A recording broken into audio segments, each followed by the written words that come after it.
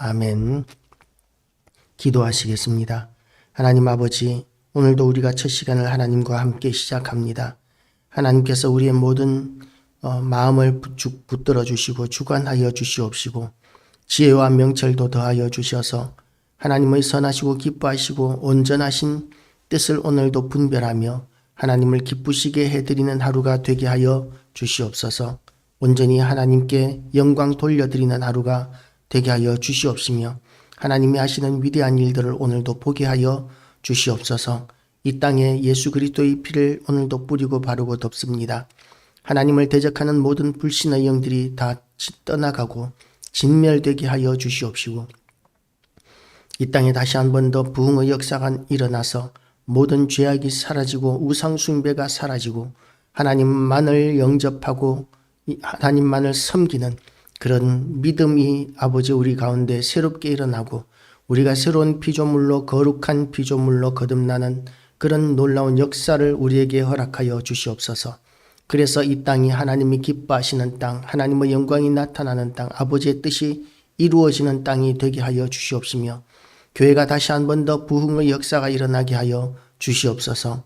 하나님 아버지, 코로나 이후로 너무나 많은 교회들이 어려움을 겪고 있는데 하나님 아버지, 연약한 교회들이 수도 없이 문을 닫고 있는 이 와중에서도 하나님께서 역사하시면 다시 한 번 더 부흥의 역사가 일어날 줄로 믿사오니 하나님 우리 아버지시여, 참으로 다시 한 번 더 부흥의 역사가 일어나서 교회가 아버지여 채워지는 역사, 지금까지보다 더 큰 일들을 감당하게 하여 주시옵시고 오늘도 우리 모든 성도들을 하나님께서 일일이 신방하셔서 붙들어 주시고 인도하시고 은혜를 더하여 주시옵시며 하나님께서 그 영광을 덮으심으로 인하여 우리 성도들의 얼굴에서 하나님의 영광이 나타나는 것만으로도 하나님을 증거하며 보여주며 많은 사람들이 하나님 앞에 돌아오는 역사가 있게 하여 주시옵소서.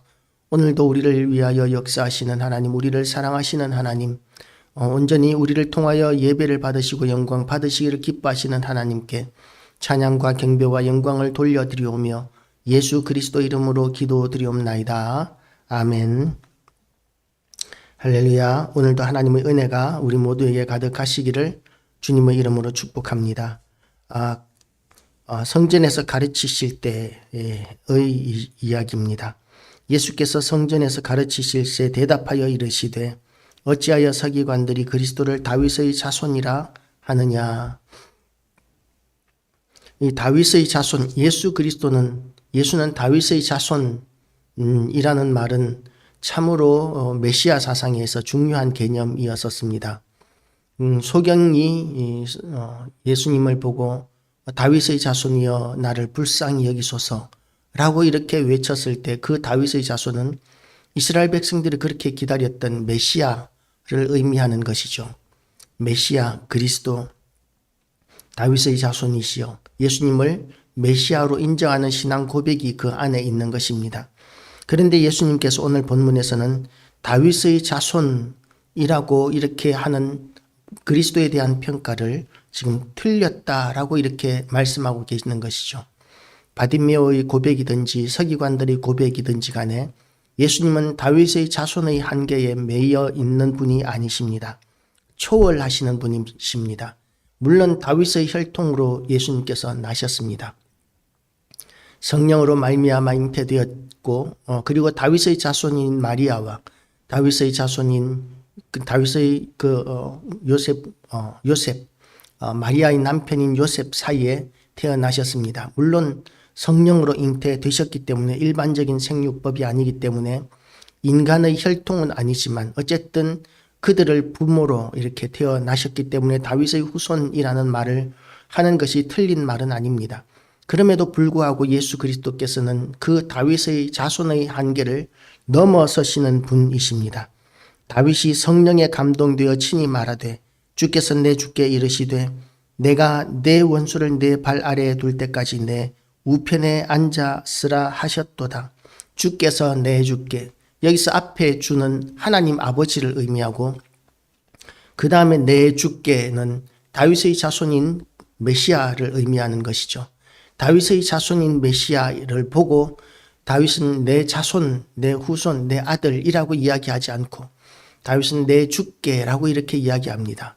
자손에게, 후손에게 주님이라고 이렇게 이름하는 이유가 뭡니까? 다윗의 혈통을 따라서, 계보를 따라서 예수님이 나기는 하셨지만 다윗과 비교도 할 수 없는 너무나 지존하신 분이시기 때문에 다윗은 예수님을 주라고 이렇게 부르고 있는 것입니다. 주라는 말은, 왕에게 있어서 주는 누구겠습니까? 왕 위에는 하나님 밖에는 없습니다. 사람을 주라고 하지 않죠. 왕 위에 누가 주가 있겠습니까? 그런데 다윗은 자기의 자손을 주라고 이렇게 이야기하고 있습니다. 왜냐하면 그 자손이 성령으로 잉태되어 이 땅에 오신 하나님의 아들이신 성자 하나님이시기 때문입니다. 그래서 예수님은 다윗의 한계를 넘어섭니다. 사람의 한계를 넘어섭니다. 그것을 예수님께서 선포하고 계시는 것이죠. 다윗을 그리스도를 주라 하였은즉 어찌 그의 자손이 되겠느냐 하시니 많은 사람들이 즐겁게 듣더라. 이것은 참 놀라운 일입니다. 이 지금까지 다윗의 자손이 메시아라고 이렇게 생각했었고, 다윗의 자손이 강력한 왕권을 가지고 또한 강력한 군사력을 가지고 온 세상을 정복할 그것을 꿈꾸고 있었는데, 예수님께서 다윗의 자손, 이 다윗의 주라고 하는 그 말을 통해서 다윗과 비교할 수 없는 지존하신 존재라는 것을 선포할 때에 이렇게 많은 사람들이 즐겁게 들었다는 것은 성령의 감동으로 말미암아 된 것이고 하나님께서 주시는 부흥으로 되는 것입니다. 사람의 방법으로 되는 것이 아니죠. 어떤 사람들은 이런 놀라운 성령의 감동과 부흥의 역사가 일어나는 와중에서도 요동치 않습니다. 예수님의 설교를 직접 듣는 사람들에게 얼마나 예수님이 설교를 잘하셨겠습니까? 얼마나 능력 있고 권세 있는 말씀을 하셨겠습니까? 그런데 그 이야기를 듣고 또 받아들이지 않는 사람들도 있었습니다. 바리새인과 서기관 같은 사람들, 사두개인 같은 사람들은 받아들이지 않았습니다. 그들은 예수님을 메시아로 받아들이지 않았습니다. 예수님의 설교를 직접 듣고도 말입니다. 그래서 구원은 하나님의 은혜로 되는 것입니다. 구원은 우리의 또한 믿음도 하나님의 은혜로 믿어지는 것입니다. 그래서 우리는 하나님의 앞에 자랑하고 내세울 것이 없습니다. 저는 그래도 하나님을 믿었지 않습니까? 라고 이렇게 이야기할 수 있는 사람이 세상에는 한 사람도 없습니다. 하나님은 너무나 높으신 분이시고 너무나 거룩하신 분이시고, 그래서 우리가 하나님께서 하시는 일에 대해서는 감사와 찬송을 돌려드릴 것밖에는 없습니다. 그런 지존하신 하나님이 다윗의 후손으로 태어나니까 다윗은 그 메시아 위에 서는 것이 아니라 자신의 후손 아래에 놓고 있는 이런 모습을 보면서 우리는 우리의 마음을 내려놓기를 주님의 이름으로 축복합니다. 낮아지는 자가 천국에서는 높아지는 자입니다. 섬기는 자가 천국에서는 큰 자라고 이렇게 이야기하고 있습니다. 그리고 이렇게 믿어지는 것에 대하여 우리가 이렇게 하나님 앞에 예배 드릴 수 있는 것이 얼마나 감사한 일이고 우리에게 사명 주신 것이 얼마나 기쁜 일이고 감사한 일인지 우리가 오늘도 다시 한 번 더 되새기게 되시기를 축복합니다. 이제 38절 말씀입니다. 예수께서 또 가르치십니다. 예수께서 가르치실 때에 이르시되 긴 옷을 입고 다니는 것과 시장에서 문안받는 것과 회당의 높은 자리와 잔치의 윗자리를 원하는 서기관들을 삼가라. 서기관들은 어떤 사람들이냐 하면 하나님의 말씀인 이 성경을 필사하는 사람들입니다. 글을 아는 사람이 많지 않은 그 시대에 글을 알고 그리고 글을 아는 사람 중에서도 글씨를 예쁘게 적을 수 있다는 것은 굉장한 지식인으로 대접받는 것을 의미합니다. 늘 성경을 이렇게 필사하니까 성경의 세밀한 부분까지도 가장 잘 아는 사람들이 서기관입니다. 늘 글씨를 잘 쓰는 것도 참 재능이고 은사인 것 같아요. 그런데 이런 서기관들이 이렇게 글씨를 예쁘게 쓰고 잘 쓰고 글씨를 아는 것, 그런 것으로 그야말로 많은 돈을 벌고 있었습니다. 그들이 쓴 성경은, 필사한 성경은 굉장히 비싼 값으로 이렇게 팔리고 있었을 것입니다. 그런데 그 서기관의 일로 끝나는 것이 아닙니다. 그들은 과부의 가산을 삼키며 외식으로 길게 기도하는 자니, 과부의 가산을 이 서기관들이 어떻게 삼키겠습니까? 가난한 과부가 하나님의 율법을 제대로 알지 못하니까 남편이 물려진 이 유산을 우리가 그 과부가 어떻게 관리해야 할지에 대해서 물으러 오면 그 수수료를 굉장히 비싸게 받는 것입니다. 그렇게 과부의 가산, 남은 것이 얼마 되지 않는 남편도 없는 그 가난한 과부의 가산을 삼키는 이런 일들을 이들은 하고 있는 것이죠. 그래서 그들에게 대해서 하나님께서는, 우리 주님께서는 진노하고 계시는 것입니다. 외식으로 길게 기도하리니 하는 자니, 외식으로 길게 그들은 다니면서 기도문을, 길게 적은 기도문을 함 속에 가지고 다니면서 기도할 기회가 있으면 그것을 가지고 아주 길게 기도하는 것으로 자기들의 권위를 자랑하고 내세웠었습니다. 그렇지만 그렇게 길게 기도하는 것이 하나님을 기쁘시게 해드리는 것이 아니라 사람 앞에서 기도하는 것이기 때문에, 사람의 마음을 얻고자 하는 것이기 때문에 하나님께서는 그 기도를 받지 않으시는 것이죠. 오히려 그렇게 길게 기도하고 과부의 가산을 하나님의 뜻을 가르쳐 준다고, 하나님의 그 질서를 가르쳐 준다는 그런 명목으로 탈취하는 것에 대하여 하나님께서는 그 판결을 아주 중하게 하신다고 오늘 본문은 이야기하고 있습니다. 그리고 이제 가난한 과부의 헌금에 대한 이야기를 합니다. 하나님께서는 많이 가진 자들을 기뻐하시고 많이 내는 자들을 기뻐하시는 것이 아니라 하나님께서는 힘을 다해서 하나님을 섬기는 자를 기뻐하신다는 것을 또한 가난한 과부의 이야기에서 선포하고 있습니다. 예수께서 헌금을 대하여 앉으사 무리가 어떻게 헌금함에 돈 넣는가를 보실세 여러 부자는 많이 넣는데 한 가난한 과부는 와서 2렙돈 곧 한 고드란트를 넣는지라. 예수께서 제자들을 불러다가 이르시되 내가 진실로 너희에게 이르노니 이 가난한 과부는 헌금함에 넣는 모든 사람보다 많이 넣었도다. 그들은 그 풍족한 중에서 넣었거니와 이 과부는 가난한 중에서 자기의 모든 소유 곧 생활비 전부를 넣었느니라 하시니라. 여기서 2렙돈은 그 당시 한 사람의 하루 품삯 한 데나리온의 약 128분의 1을 이야기합니다. 그리고 한 고드란트는 로마의 화폐 단위인데 이것은 2렙돈, 그러니까 하루 품삯의 약 64분의 1을 의미합니다. 그러니까 예를 들어서 우리가 품삯이 64,000원이다 그러면 1,000원이 이 지금 과부가 내고 있는 헌금인 것이죠. 12만 원, 13만 원 정도 되는 품삯을 받는다면 한 2,000원 정도를 지금 헌금하고 있는 것입니다. 아이들 용돈으로 1,000원, 2,000원을 줘도 요즘 아이들이 그것을 기뻐하거나 좋아하지 않습니다.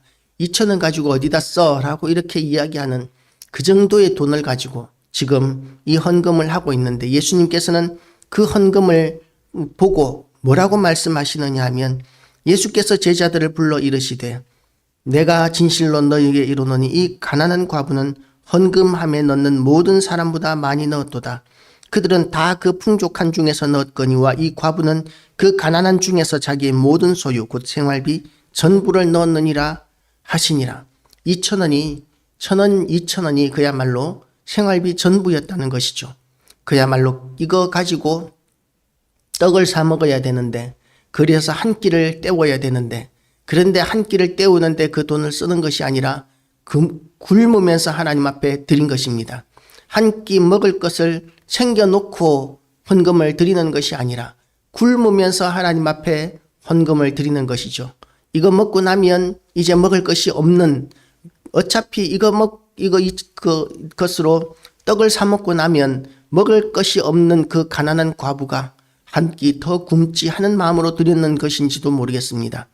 그렇게 과부가 하나님 앞에 드리는 것은 이 엘리야 시대의 이 과부가 가난할 때 가난한 과부에게 기름의 병이 기름이 떨어지지 않고 가루 항아리에서 가루가 떨어지지 않게 되는 그런 역사가 나타났던 것을 연상하게 합니다.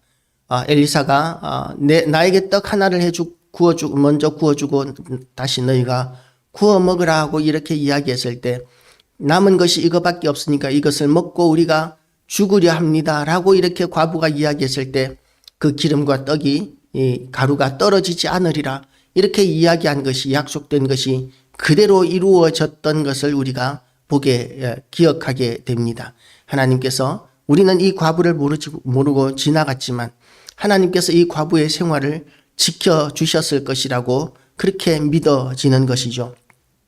우리에게 필요한 것, 우리의 가난함을 아시고 우리가 필요한 것을 아시는 하나님께서 우리를 얼마든지 도우십니다. 그래서 우리는 하나님 앞에 온전히 다 드리는 마음을 가져야 합니다. 헌신된 마음을 가져야 합니다.